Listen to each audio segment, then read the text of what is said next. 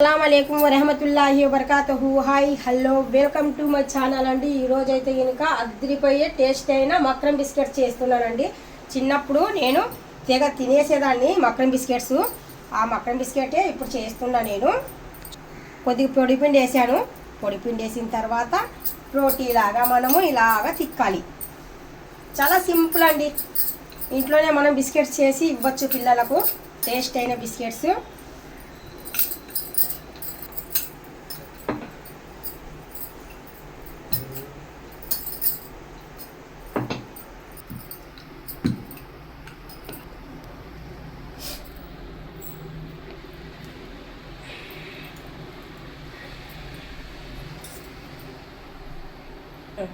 ఇలాగా ప్లేట్ పెట్టేసి మనకి ఏ సైజ్ కావాలంటే ఆ సైజ్ ప్లేట్ తీసుకోవడమేనండి. ఇలా తీసుకొని ఇలా కొద్దిగా లైట్గా నొక్కేసి, ఇది మనం తీసేటప్పుడు కొద్దిగా రాకపోతే ఇంకా చిన్న చాకు తీసుకొని ఈ చాకు ద్వారా మనం ఇలాగా ఈ అంచు ఇది ఉంది కదా మనకి గుర్తు, ఈ గుర్తు పైన చాకుతో కటింగ్ చేసుకుంటే చక్కగా వచ్చేస్తాయి అన్నమాట.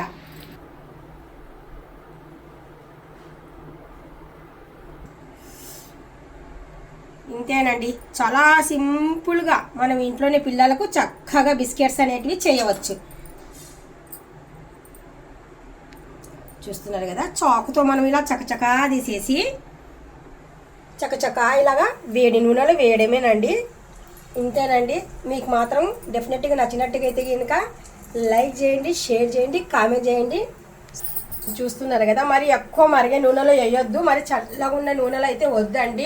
ఉండాలి నూనె అనేది వేడిగా, అప్పుడైతే మనం వేయాలి. వేసిన తర్వాత అస్సలు కలపొద్దు. వేసిన తర్వాత ఒక 2 minutes వరకు వేట్ చేయండి. వేట్ చేస్తే కనుక ఏమవుతుందంటే కింద ఉండేది పైకి వచ్చేస్తుంది. చూస్తున్నారు కదా, కింద ఉండేది పైకి వచ్చేసింది.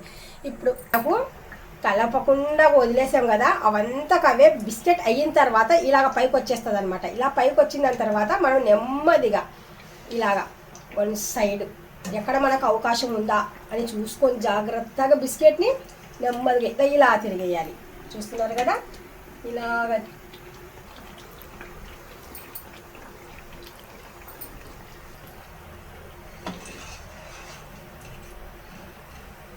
చూస్తున్నారు కదా, చిన్ననాటి మక్రమ్ బిస్కెట్స్ రెడీ.